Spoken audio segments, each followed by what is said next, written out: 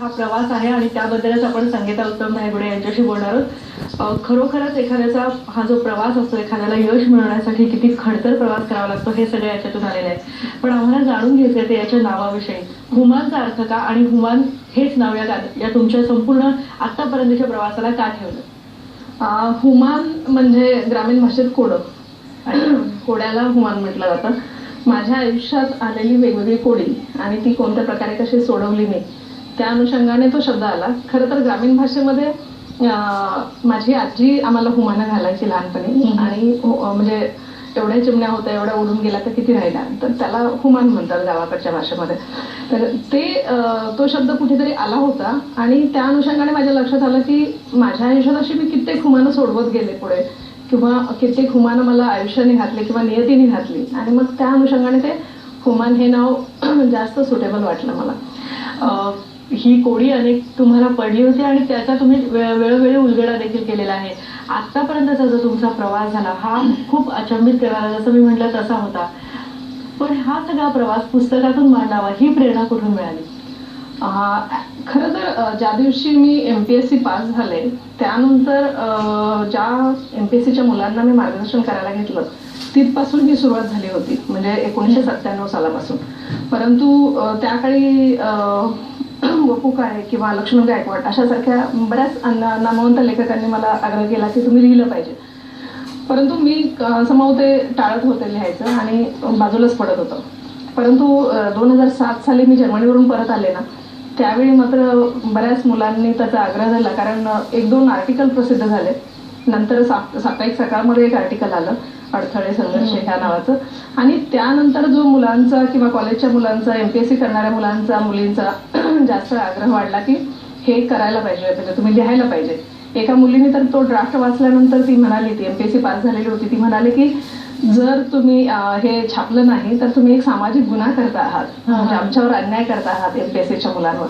तर मला तो उद्देश होता की एकतर MPSCच्या मुलांना कुठेतरी गाईडलाईन मिळावी की आपण ज्या पद्धतीने इतक्या सगळ्या सुविधा असताना सुद्धा MPSC पास करायला किंवा 1-2 वेळा नापास झालो तर लगेच हात टेकतो, तर तसं न होता या परिस्थितीत जर केलं तर MPSC पास होऊ शकते. आणि मी MPSC पास केले ते एका पहिल्याच अटेम्प्टमध्ये, शेवटच्या अटेम्प्ट. बरोबर. आणि खूप वर्षांच्या गॅप नंतर तुम्ही खरं अभ्यासाला सुरुवात केलेली होती. लग्नानंतर 19 वर्षांनी मी MPSC दिली आणि त्यावेळची माझी परिस्थिती फारच वाईट होती. त्यामध्ये सर्वात महत्वाचं की ज्या महिला माझ्यासारख्या एकट्या आहेत त्या महिलांना सुद्धा ह्याच्यातून काहीतरी मिळावं.